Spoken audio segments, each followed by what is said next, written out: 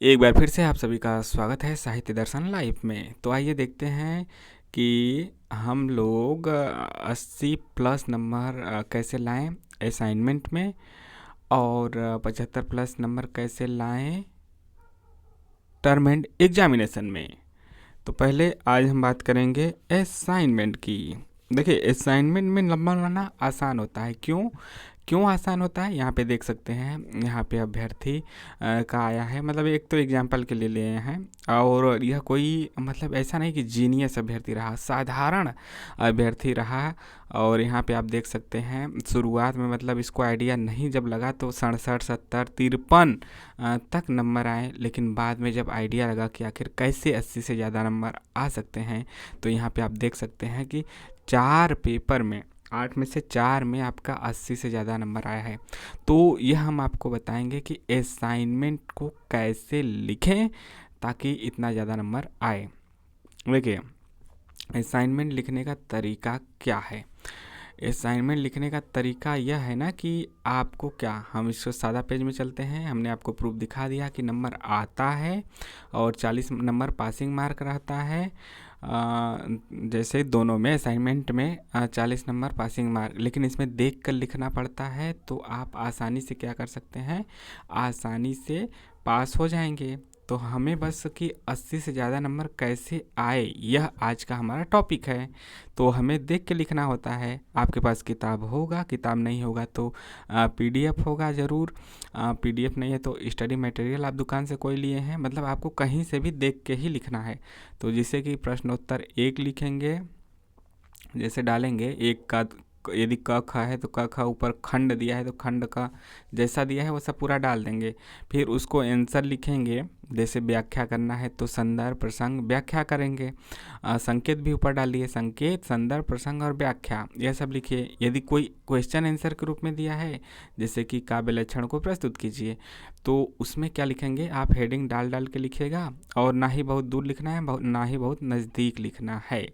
10 number के question को 3 page में, 15 नंबर के क्वेश्चन को 4 पेज में, 20 नंबर के क्वेश्चन को 5 पेज में, 5 नंबर के क्वेश्चन को 1 से 1.5 पेज में। ठीक है, इस प्रकार से आपको लिखना है नाप तौल के। ठीक, और बीच बीच में क्या करना है, हेडिंग डाल के लिखना है। हेडिंग जैसे काव्य लक्षण को प्रस्तुत कीजिए तो उसमें हेडिंग डाल के लिखना है, जो भी उसका है। और संस्कृत के वाक्यों और श्लोकों का भी बीच बीच में ऐसे प्रश्नों में हमें प्रयोग करना है। तो इस प्रकार से यदि आप लिखते हैं साफ सुरक्षित। एक चीज़ और, आप लोग पूछते हैं कि सर क्या करें, मतलब दोनों तरफ लिखें कि एक तरफ, और हिंदी में लिखें कि संस्कृत में लिखें? 70% हिंदी में लिखिए, 30% संस्कृत में लिखिए। जैसे व्याख्या वाला तो छोड़ दीजिए, व्याख्या कीजिए तो उसमें तो व्याख्या आप करेंगे ही, उसमें भी हिंदी संस्कृत मिला के लिखे तो ठीक ही है। बाकी अदर क्वेश्चन जो है उसमें आपको 70% हिंदी, 30% संस्कृत जरूर डालना चाहिए। और 50-50 भी डाल सकते हैं, 50% हिंदी, 50% संस्कृत। तो जैसे कि आप दोनों तरफ लिखिए पेज के, कोई दिक्कत की बात नहीं है। बस ऐसा कीजिए कि जब जैसे मान लीजिए पेज लेते हैं तो उसमें यदि ऐसे होल है, पहले से ही छेद है, तो उसमें हमें कोई दिक्कत नहीं है। आप यहाँ से लिखेंगे, बांधने में मतलब अक्षर दबना नहीं चाहिए, कहने का मतलब है। तो हमें इधर तो पूरा लिखेंगे, जब इसको पेज पलटेंगे तो दूसरी तरफ का भी हमारा यह ध्यान रहना चाहिए कि होल नहीं है। यदि होल नहीं है तो दिक्कत हो जाती है। होल नहीं तो पहले ऐसे स्केल से इस तरफ खींच लीजिए, फिर इधर लिखिए, फिर दूसरी तरफ भी इस तरफ खींच लीजिए, फिर इधर लिखिए। यानी स्केल से खींच के लिखना है, क्योंकि जब हम इसको बांधेंगे तो हमारा अक्षर दबना नहीं चाहिए, कहने का मतलब ए है। देखिए, आप एक तरफ लिखें तो भी कोई दिक्कत नहीं, दोनों तरफ लिखें तो भी कोई दिक्कत नहीं। बस इतना हमें सोच के लिखना है, हमें साफ साफ लिखना है।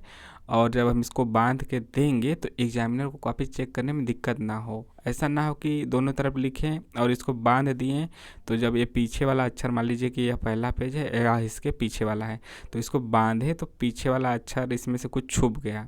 ऐसा नहीं होना चाहिए, छुपना नहीं चाहिए दूसरा पेज का भी अक्षर। तो कोई दिक्कत नहीं होगी, बस छुपना नहीं चाहिए।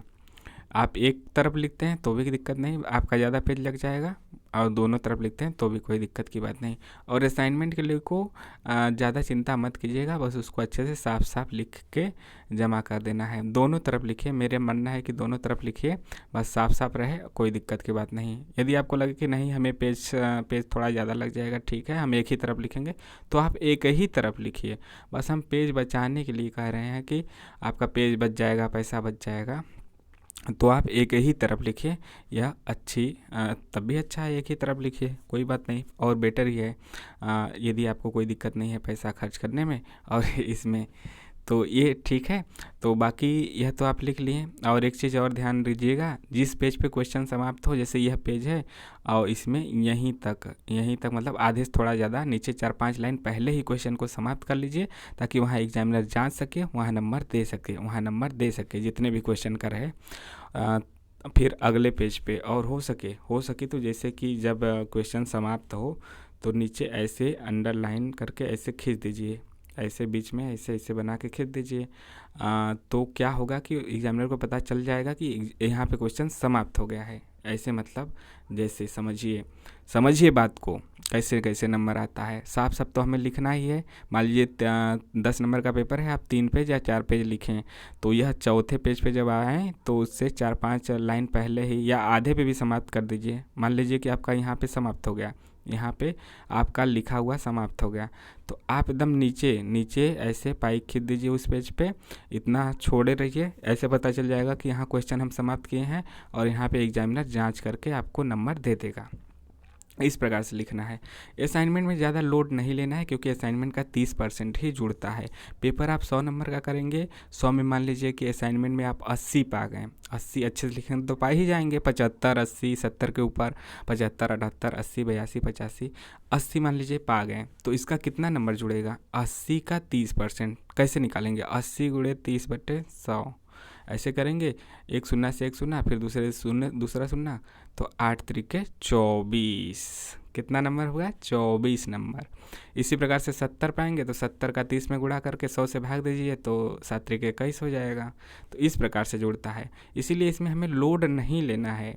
मान लीजिए आप 70 पाएँ तो भी इसका 30% कितना होगा? 21 होगा। 80 पाएँ तो इसका 30% कितना होगा? 24 होगा। तो इस प्रकार से बहुत ज़्यादा अंतर नहीं रहता है, इसलिए हमें असाइनमेंट बस अच्छे से एक बार लिख के जमा कर देना है। उसमें 21, 22, 23, 24 मतलब आप पा जाते हैं। 70 पाएँ तो 21 हो गया, 80 पाएँ तो 24 हो गया। अधिकतर जो अच्छे से लिखते हैं उनका 70 के ऊपर ही रहता है, कम से कम 70 रहता है, ठीक है।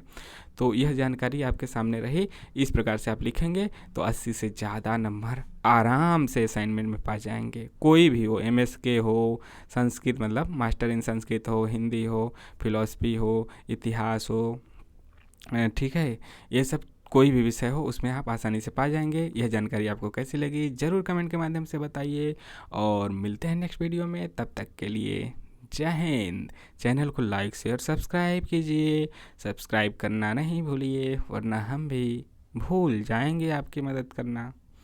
नहीं बस मजाक कर रहे थे। मिलते हैं नेक्स्ट वीडियो में। जय हिंद।